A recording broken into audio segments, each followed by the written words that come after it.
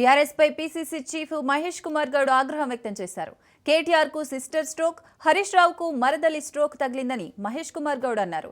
10 ఏళ్ల ప్రభుత్వంలో అవినీతి, పార్టీ పేరు మార్పుపై ప్రశ్నలకు ఆ ఇద్దరి దగ్గర సమాధానాలు లేవన్నారు. హైదరాబాద్ నగరంలో విచ్చలవిడిగా భూములు అమ్మిన ఘనత బీఆర్ఎస్ సర్కారుదేనని, అసలు రియల్టర్ కేటీఆర్ అని టీపీసీసీ చీఫ్ కామెంట్ చేశారు. జూబ్లీహిల్స్ ఉప ఎన్నికల్లో 25,000కు పైగా మెజారిటీతో గెలిచామని, ఆ ఫలితాలే కాంగ్రెస్ ప్రజాపాలనలో అభివృద్ధి సంక్షేమ కార్యక్రమాలకు నిదర్శనమని అన్నారు. మొన్న జరిగిన సర్పంచ్ ఎన్నికల్లో దాదాపు 70% గెలిచాం. కొన్ని చోట్ల కాంగ్రెస్ అభ్యర్థులే అధిక సంఖ్యలో పోటీ చేయడం వల్ల అక్కడక్కడ బీఆర్ఎస్ పార్టీ కొంత గెలిచింది.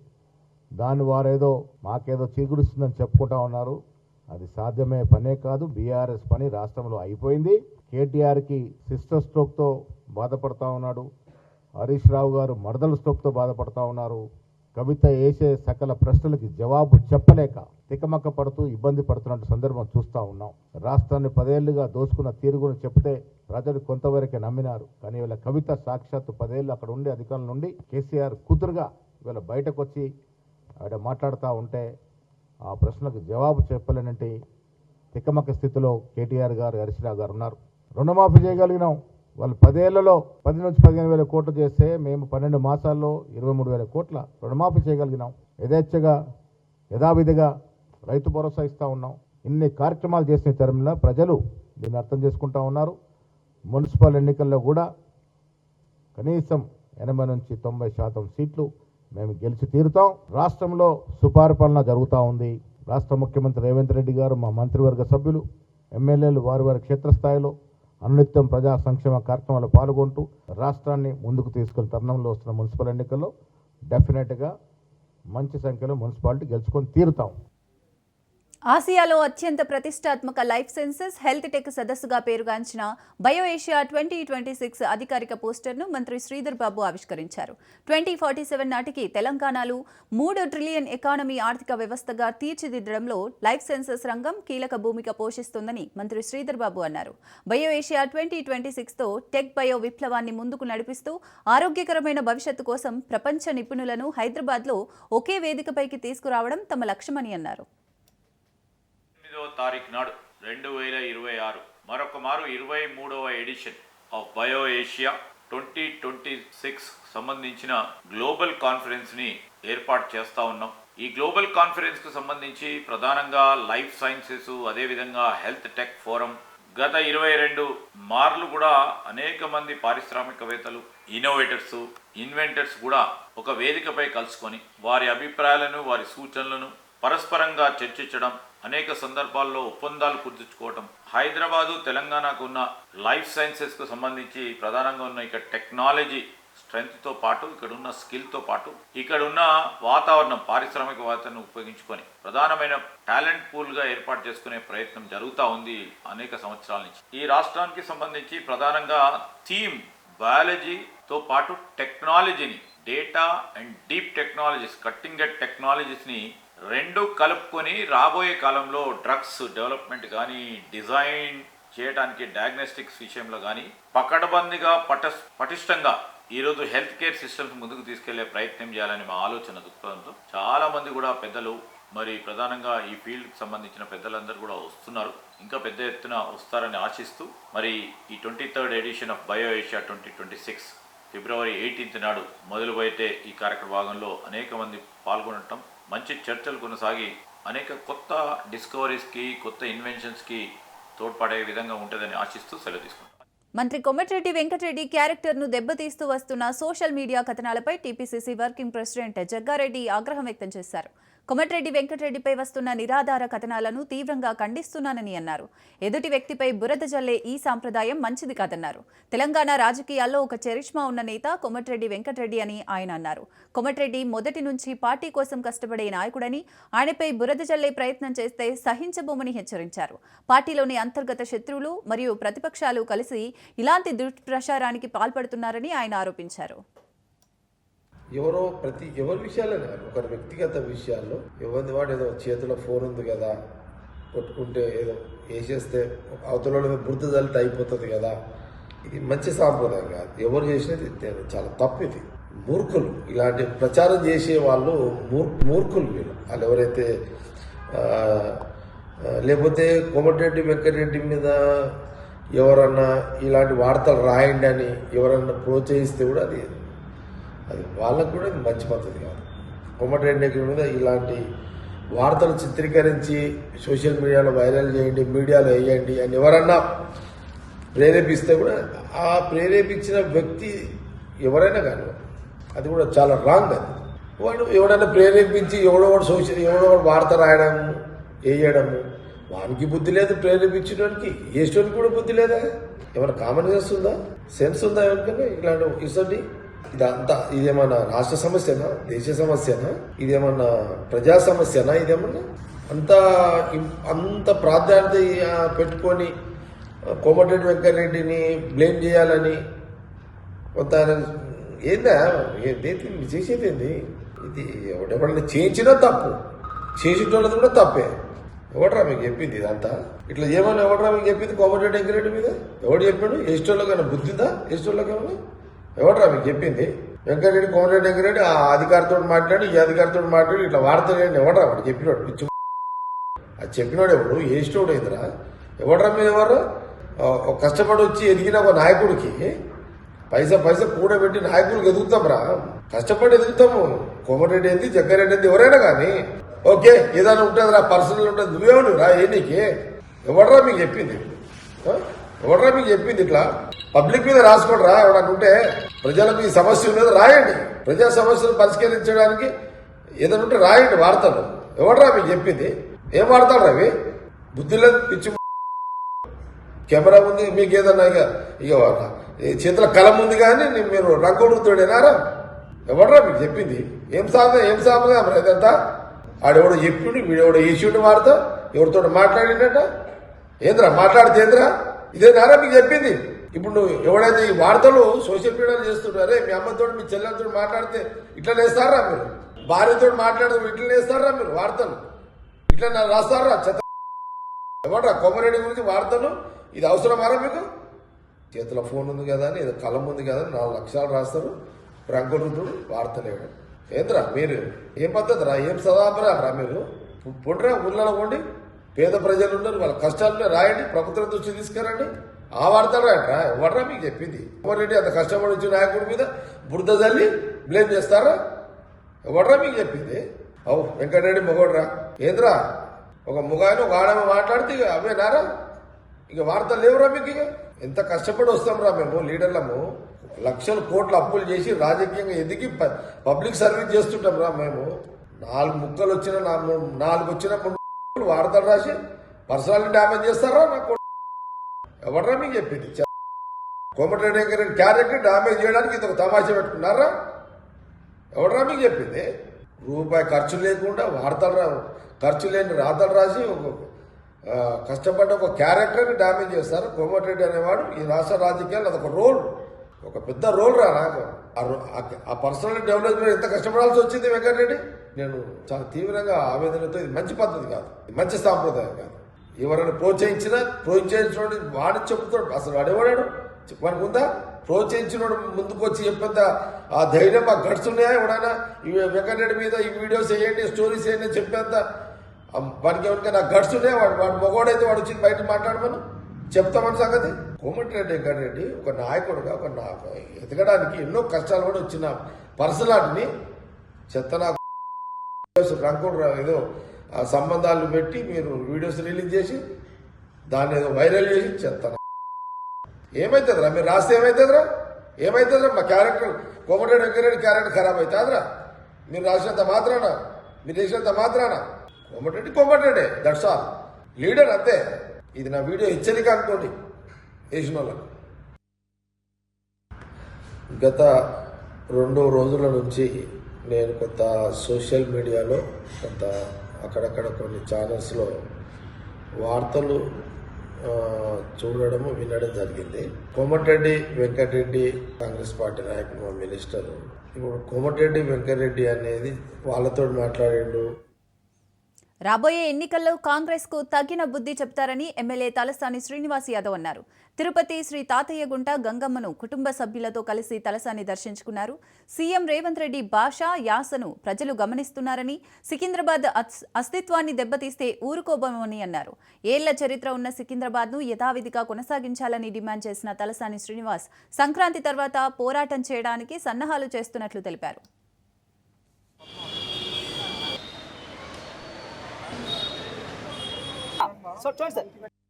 హైదరాబాద్ సిటీ అనేది జంట నగరాలు అంటే హైదరాబాద్ సికింద్రాబాద్.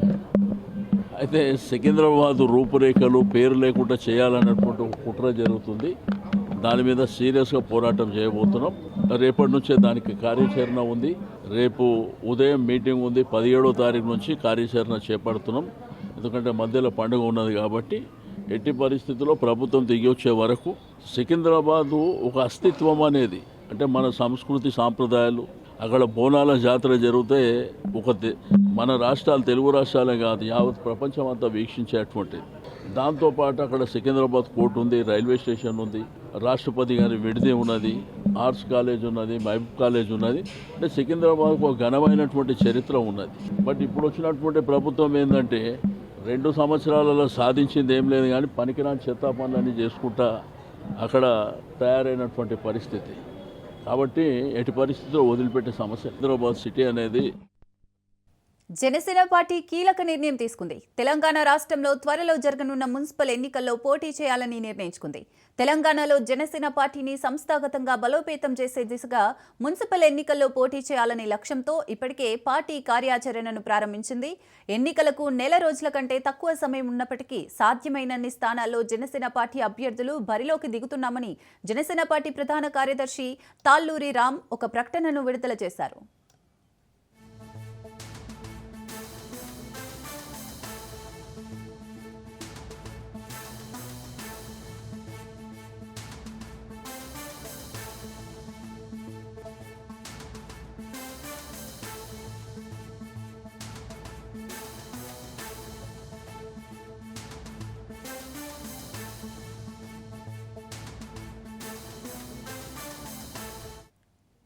జనసేన పార్టీ కీలక నిర్ణయం తీసుకుంది. తెలంగాణ రాష్ట్రంలో త్వరలో జరగనున్న మున్సిపల్ ఎన్నికల్లో పోటీ చేయాలని నిర్ణయించుకుంది. తెలంగాణలో జనసేన పార్టీని సంస్థాగతంగా బలోపేతం చేసే దిశగా మున్సిపల్ ఎన్నికల్లో పోటీ చేయాలనే లక్ష్యంతో ఇప్పటికే పార్టీ కార్యాచరణను ప్రారంభించింది. ఎన్నికలకు నెల రోజుల కంటే తక్కువ సమయం ఉన్నప్పటికీ సాధ్యమైనన్ని స్థానాల్లో జనసేన పార్టీ అభ్యర్థులు బరిలోకి దిగుతున్నామని జనసేన పార్టీ ప్రధాన కార్యదర్శి తాళ్ళూరి రామ్ ఒక ప్రకటనను విడుదల చేశారు.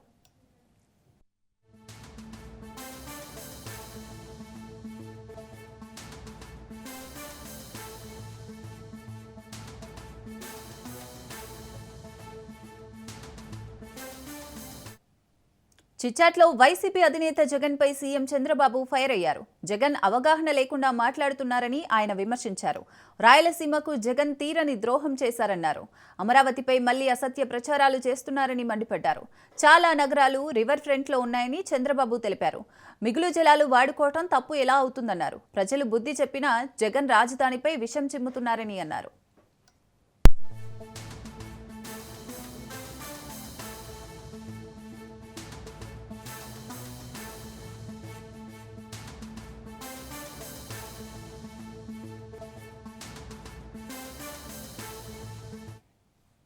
సీఎం ఎక్కడ ఉంటే అక్కడే రాజధాని అని వైసీపీ నేత సజ్జల రామకృష్ణారెడ్డి చేసిన వ్యాఖ్యలకు మంత్రి నారాయణ స్ట్రాంగ్ కౌంటర్ ఇచ్చారు. అమరావతి రాజధాని 2014 నుంచే ప్రారంభమైందని ఆయన గుర్తు చేశారు. ఆ తర్వాత వచ్చిన జగన్ రాజధానితో 3 ముక్కలాట ఆడారని మండిపడ్డారు. కూటమి ప్రభుత్వం వచ్చాక రైతులు ఆనందంగా ఉన్నారని తెలిపారు. ఇప్పుడు వెళ్లి అమరావతి పనులు చూడండి ఎలా జరుగుతున్నాయోనని సజ్జలకు సలహా ఇచ్చారు. గత ప్రభుత్వ నిర్వాహకం వల్లే రాజధాని నిర్మాణం ఆలస్యమైందని మంత్రి నారాయణ తెలిపారు. 14-19లో ప్రారంభించాం అమరావతి రాజధాని. 2017 చివరి ప్రాంతంలో దాని మీద వర్క్స్ టేకప్ చేసాం. అయితే 1 year 2 months కాగానే ప్రభుత్వం మారటం, గత ప్రభుత్వం 3 ముక్కలు ఆటాడి 30,000 ఎకరాలు కావాలని స్వయంగా జగన్మోహన్ రెడ్డి గారు చెప్పి మళ్ళా ప్రభుత్వం మారంగానే అమరావతి 3 ప్రాంతాలని 3 ముక్కలు ఆటాడారు. కానీ ఎక్కడ చేయలే, దాన్ని నాశనం చేశారు. రైతులను ఇబ్బందులు పెట్టారు. రైతులని నానా ఇబ్బందులు. కానీ వాళ్ళు ఎంతో ఓర్చుకొని యాక్చువల్గా ఈరోజు ఎంతో ఆనందంగా ఉన్నారు వాళ్ళు. జగన్మోహన్ రెడ్డి గారు ఆయన ఏం మాట్లాడో తెలియదు. రివర్ బెడ్ రివర్ బేసిన్కి తేడా తెలీదు. రివర్ బెడ్లో కడుతున్నాం అన్నారు, కట్టేది రివర్ బెడ్లో కాదండి. రివర్ బెడ్ అంటే ఆ వాటర్ ఫ్లో అయ్యేది ఆ ఏరియా పక్కది. రివర్ బేసిన్ అంటే దాంట్లో వాటర్ ఏదైతే వస్తుందో ఆ ఏరియా అంతా. రివర్స్ పక్కన కానీ సముద్రాల పక్కన కానీ కట్టేయన్నీ రివర్ బేసిన్లో ఉంటాయి. సజ్జల గారు మళ్ళా కొన్ని స్టేట్మెంట్ ఇచ్చారు. అమరావతి క్యాపిటల్ సిటీలో కట్టేది హైదరాబాద్తో పోలుస్తున్నారు. హైదరాబాద్లో ఉండేది సీఎం, మినిస్టర్లు, సెక్రటరియట్స్. అక్కడ కట్టిన సెక్రటరియట్ కానీ హైదరాబాద్లో కట్టిన సెక్రటరియట్ కానీ అంతకుముందున్న కంబైన్డ్ స్టేట్లో ఉన్న సెక్రటరియట్ కానీ ఏంటంటే కేవలం మినిస్టర్లు, సెక్రటరీస్, వాళ్ళ సిబ్బంది మాత్రమే. మిగతా వాళ్ళందరూ ఎక్కడుండేవాళ్ళంటే హైదరాబాద్లో డిఫరెంట్ ప్లేస్లో హెచ్ఓడిస్ ఉండేవాళ్ళు. అమరావతిలో కట్టే యొక్క సెక్రటరియట్లో కేవలం మినిస్టర్లు, సెక్రటరియట్ కాదు, వాళ్ళ కింద ఉండే కమిషనర్లు, డైరెక్టర్లు, వాళ్ళ కింద ఉండే స్టాఫ్, డిఫరెంట్ కార్పొరేషన్స్ మొత్తం ఒకే ప్లేస్కి తీసుకొస్తే ప్రజలకి పరిపాలన సులభంగా ఉంటుంది. అంటే ప్రజలు ఎవరన్నా పని కావాలని వస్తే అక్కడ తిరిగి మళ్ళీ ఫైనల్గా సెక్రటరియట్ రావాలా. అది ఉండకూడదనే ఒకే దగ్గర అన్ని డిపార్ట్మెంట్ అంటే వచ్చిన ప్రజలు అటు కింద స్థాయి నుంచి మినిస్టర్ స్థాయి దాకా, సీఎం దాకా అక్కడే పని చేసుకొని వెళ్ళిపోతారు. వాళ్ళు ఇబ్బంది పడకూడదని దూరదృష్టితో గవర్నర్ ముఖ్యమంత్రి గారి డిజైన్ చేశారు. అందుకని జగన్ రాష్ట్ర ప్రయోజనాలను కూటమి ప్రభుత్వం దెబ్బతీస్తోందని వైసీపీ నేత సజ్జల రామకృష్ణారెడ్డి అన్నారు. చంద్రబాబు రాయలసీమ ప్రజల ఉసురు పోసుకుంటున్నారని, తెలంగాణ అసెంబ్లీలో రేవంత్ రెడ్డి మాట్లాడిన మాటలకు చంద్రబాబు వద్ద సమాధానం లేదని ఆరోపించారు. రాజధాని నిర్మాణం కోసం తొలి దశ 50,000 ఎకరాలు ఇచ్చిన రైతులకు ఏం చేయకుండా రెండవ దశకు వెళ్లటం తప్పు కదా అని సజ్జల ప్రశ్నించారు. ఎట్లా రీపే చేస్తావు చెప్పు? సెల్ఫ్ ఫైనాన్స్ సిటీ అంటున్నావు, ఏమొస్తుంది దాంట్లో రెవెన్యూ చెప్పు? అంటే నేను మిగిలిన ల్యాండ్ అమ్ముతానంటావు. నేను అడుగుతాను ఈరోజు, మిగిలిన ల్యాండ్ నువ్వు అమ్ముతున్నావు, ఎంత అంటున్నావు? వాడు గజం ఎంత ఉందబ్బా? 50,000 అంటున్నారు, 60,000 అంటున్నారు, 70,000 నోషనల్ ఎంత అన్నా కావచ్చు. మరి చంద్రబాబు నాయుడు మొన్న కొనింది ఎంతకు గజం? నాకు తెలిసి 7,500. డాక్యుమెంట్స్ తీసి చూడండి, 7,500 ఉంది, 25,000 గజాలు. సరే 7,500 7,500 కొన్నాడు. అడగండి, మీరు అడగాలి, మీడియా వాళ్ళు, మేము అడగాల్సి వస్తుంది. 7,500 కొన్నాడు, 7,500 ఉందా అక్కడ? అయితే ల్యాండ్ వాల్యూ ఎంత ఉన్నట్టు? 7,500 ఇంటూ 4,800 గజాలు, 8,000 ఇంటూ 5,000 అంటే 4 కోట్లు, అంతేనా ల్యాండ్ వాల్యూ? అదే 7,500 గజాలు.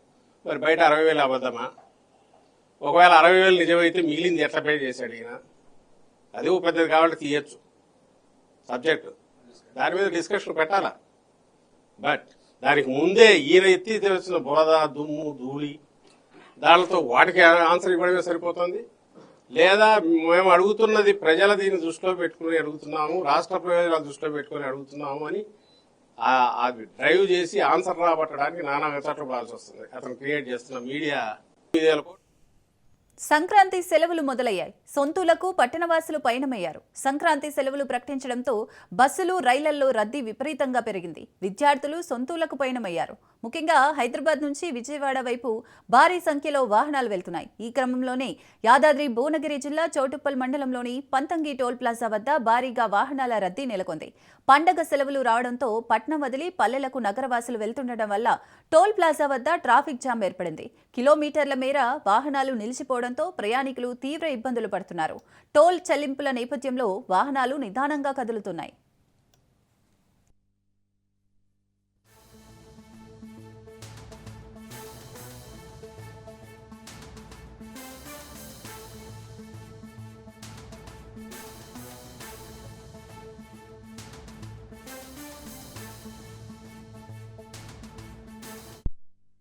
మేడ్చల్ జిల్లా గట్కేసర్ రెవెన్యూ పరిధి అక్రమ నిర్మాణాలపై రెవెన్యూ అధికారులు ఉక్కుపాదం మోపారు.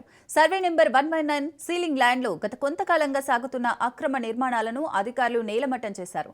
ప్రభుత్వ భూమిని కబ్జాకి పాల్పడి అక్రమ నిర్మాణాలు చేపడితే కఠిన చర్యలు తప్పవని హెచ్చరించారు.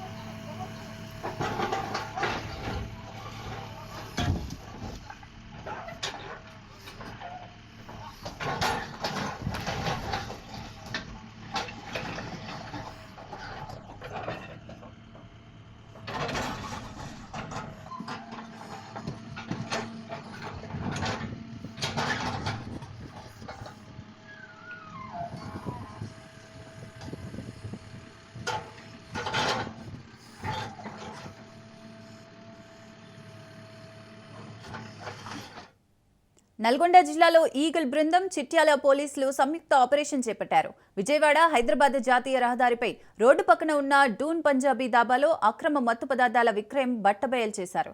ఈ ఆపరేషన్లో 9 కిలోల డోడా స్వాధీనం చేసుకుని దాబా యజమాని గుర్మిత్ సింగ్ ను తీసుకుని విచారించగా మొత్తం 20 కిలోల కొనుగోలు చేసినట్లు నిందితుడు ఒప్పుకున్నాడు. ట్రక్ డ్రైవర్లను లక్ష్యంగా చేసుకుని ఓపీఎం, పాపీ హాస్క్ అక్రమంగా విక్రయిస్తున్నట్లు పక్కా సమాచారంతో ఈ దాడులు నిర్వహించారు.